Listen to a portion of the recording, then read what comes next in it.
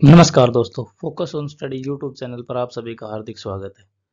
तो दोस्तों, अपनी भूगोल भारत और विश्व की जो सीरीज चल रही है कंप्लीट ज्योग्राफी की, उसके आज हम अपने पार्ट 11 में पहुंच चुके हैं, जिसके अंदर हम अपना टॉपिक रहेगा भूकंप कवर करने वाले हैं। यानी भूकंप से रिलेटेड अगर किसी भी एग्जाम में कोई क्वेश्चन पूछा जाता है तो वो आपका इससे बाहर नहीं आएगा। तो ज़्यादा समय व्यर्थ न करते हुए चलिए वीडियो शुरू करते हैं। सबसे पहले भूकंप की परिभाषा पढ़ लेते हैं। भूकंप होता क्या है? पृथ्वी की सतह का अचानक से हिलना या कांपना क्या कहलाता है? हमारा भूकंप। और ये क्यों हिलती है? यह पृथ्वी के स्थलमंडल से ऊर्जा के अचानक मुक्त हो जाने के कारण पैदा होते हैं।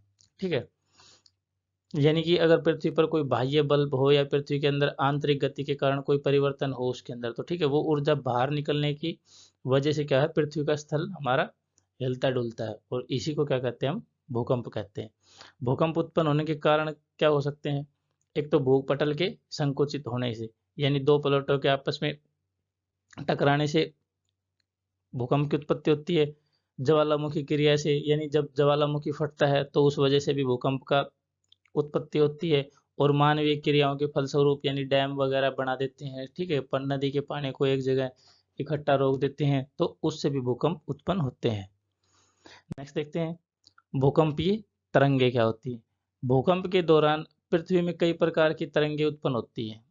ये तरंगे हैं, तरंगे उत्पन्न होती है, और इन तरंगों को क्या कहते हैं? हम अपना भूकंपीय तरंग कहते हैं। ये कितने प्रकार की होती हैं? 3 प्रकार की। कौन कौन सी? पी वेव, एस वेव और एल वेव। प्राथमिक, द्वितीयक और एल वेव या आर वेव हमारी। प्राथमिक तरंगों के बारे में देख लेते हैं। इन्हें पी वेव्स भी कहते हैं। ये सबसे तीव्र गति की तरंगे होती हैं, ठीक है। इनका औसत वेग कितना होता है? 8 किलोमीटर पर सेकंड होता है। ये किस प्रकार की? अनुदैर्घ्य तरंगे हैं, और ये ठोस, गैस और तरल तीनों माध्यम से ही पार हो जाती है, यानी तीनों माध्यम में ही चल सकती हैं। इनका वेग ठोस में सबसे अधिक होता है और गैस में सबसे कम होता है। नेक्स्ट हमारी सेकेंडरी वेव्स, यानी द्वितीयक तरंगे।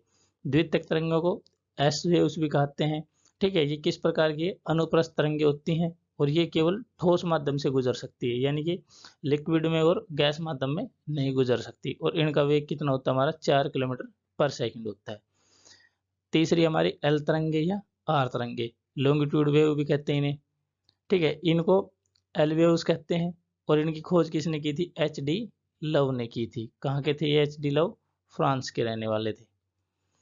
ये तरंगे कहाँ तक? धरातल पर ही खत्म हो जाती है, यानी केवल धरातल तक सीमित रहती है, ये पृथ्वी के अंदर नहीं जाती हैं।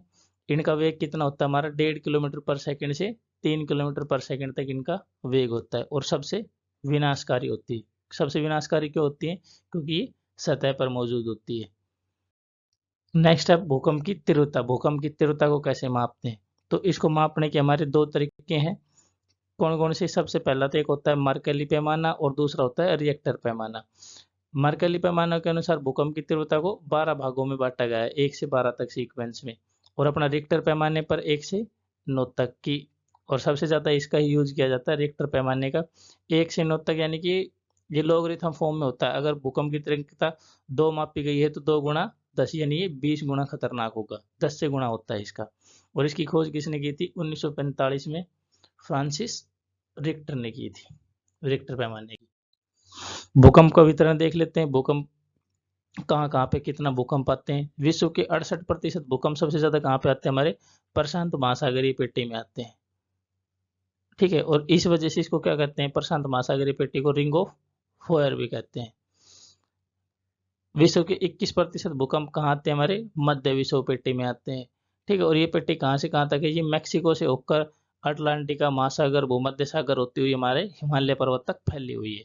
और बाकी बचे हुए 11% भूकंप विश्व के अन्य भागों में आते हैं। सुनामी देखते हैं। सुनामी क्या होता है? ये भी एक तरीके से भूकंप ही है, लेकिन ये महासागरीय, महासागरों में जो भूकंप होते हैं, उत्पन्न होते हैं, उनकी वजह से इनका जनन होता है, यानी इनकी ये निर्मित होती हैं भूकंप, ये जो महासागरीय भूकंप होते हैं उनकी वजह से। सुनामी एक जापानी शब्द है, ठीक है, जिसका अर्थ क्या होता है?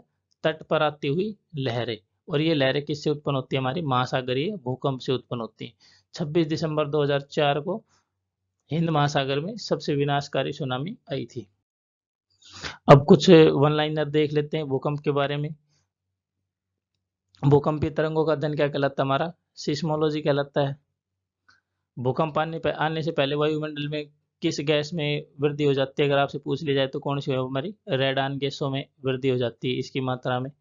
ठीक है, जहाँ से भूकंप की उत्पत्ति होती है उसे क्या कहते हैं? भूकंप मूल या फोकस भी कहते हैं। भूकंप भूपटल पर वह स्थान जहाँ पर भूकंप का सबसे पहले अनुभव किया जाता है क्या कहलाता है? हमारा अधिकेंद्र कहलाता है, और सबसे अधिक क्षति यही होती है।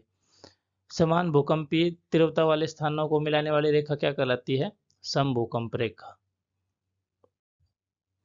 अब कुछ स्थलाकृतियों के बारे में पढ़ते हैं। ठीक है, इनके इनसे जुड़े हुए भी क्वेश्चन पूछ लेती है कभी एसएससी या फिर कोई भी स्टेट एग्जाम होता है।